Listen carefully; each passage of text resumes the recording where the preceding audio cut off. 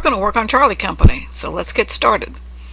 These accounts are in no particular order, so we'll just start at the top and work our way down and populate our 3T accounts and our income statement. Okay, raw material beginning, it's a debit there to that account. Work in process beginning, put that in here. Corporate legal counsel, so that's a non-product cost, so that should go down here.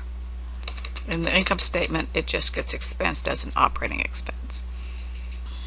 Next, we have 401k for corporate, also non-product, so it's an operating expense.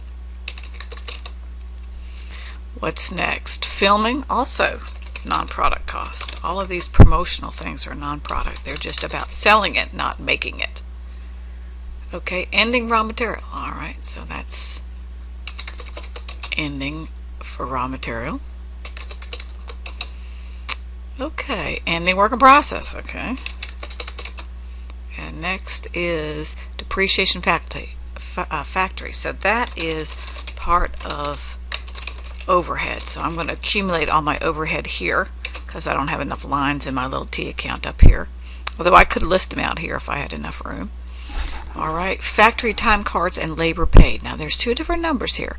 One is what they worked and one is what they were paid. So this goes back to your principles 1 where you learned that something may be paid before or at the same time or after it's incurred or used. So we count the cost of the product when we use up the resource, not when it's paid. So they turn in the factory time card and maybe they're paid a couple weeks later. So this is the payment. The $61,000 is for something that was worked a couple of weeks ago, and the $72,000 was worked now and will be paid in a couple of weeks. So what gets counted in the cost is what was actually used. And the fact that the payment was a little bit later is not important.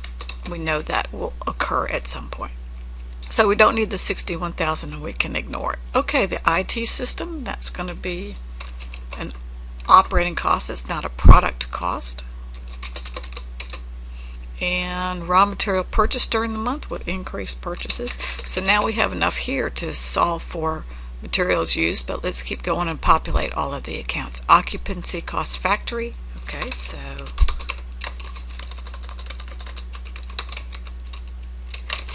that's overhead. I didn't put the amount for the depreciation in here, so let me fix that. Where was depreciation? There we go. All right, and then what's next? Indirect materials. Okay, can't spell today. And that amount was $1,000. All right, and tax staff. So tax costs are an operating cost. They're not part of the cost of making the thing. All right, so now let's see if we can finish populating enough to get sales, cost of goods sold, and gross profit. So material used would be what we had plus what we bought less what's left over. And then material used is going to go in here with, here's direct labor, material used, and then overhead. Let's get our totals already down here. Terrific. There we go.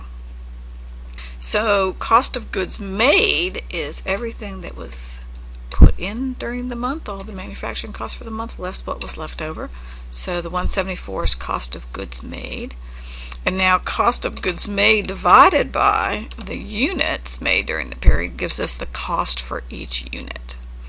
So $3.20 is what it cost us to make each unit, and the 174 would come out of work in process and go into finished goods. Now it doesn't give us the beginning and ending balance in finished goods, and if it had, we could have solved for cost of goods sold by just doing the math. But since we didn't have these, we have to solve for cost of goods sold by using the cost and the number of units sold.